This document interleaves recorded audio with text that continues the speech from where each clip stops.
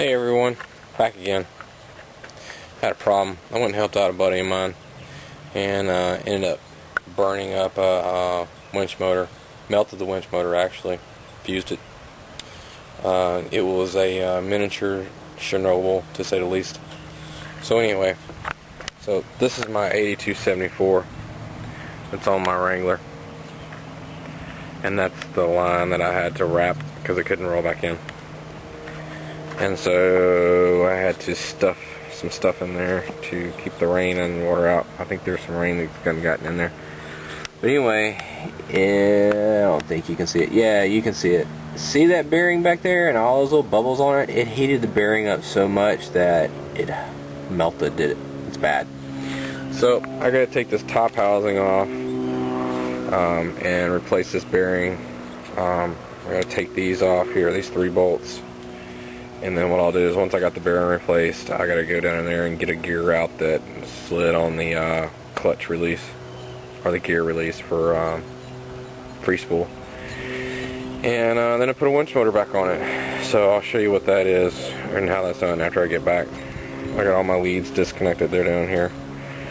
But this is my 8274. Okay, the old bearing's out. There's a new bearing. What you want to do is, see that lip right there? You want to take off the handle and tap it out from the back side. Put this piece of aluminum cast up on something that's level and that doesn't hinder you from hitting it out, because this will come out on this edge here. Let it come out, and then in reverse order you just want to tap this back in. Make sure it's flat and level around. Then you're going to want to seat your motor back on. Okay, so the new motor's on. Got it RTV'd. There's a drain at the bottom of it, so you really don't have to worry about that. You can, but I did it anyway. These two hold the motor on, and you'll see in here, back in here, you might be able to see or not, there is right there, that's where they screw through.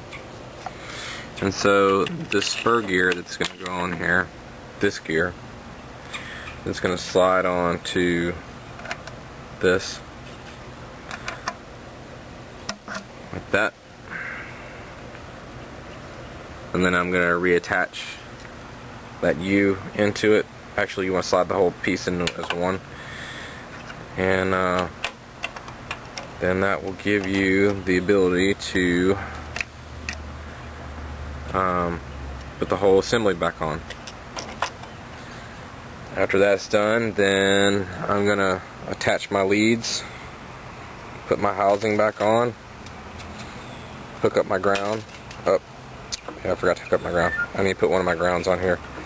And then hook my power in, and then I'll be good. So I'll show you the finished product here in a little bit. But that's my 8274 on a Warn winch plate. Just another note too, if you're going to put the gear on, make sure that your motor key is kind of downward. And you see how I have the gear set where it's pulled against the housing and it's kind of down like this? This will make it easier to slide this gear in like so, and slide it in so that you can set the screws on it.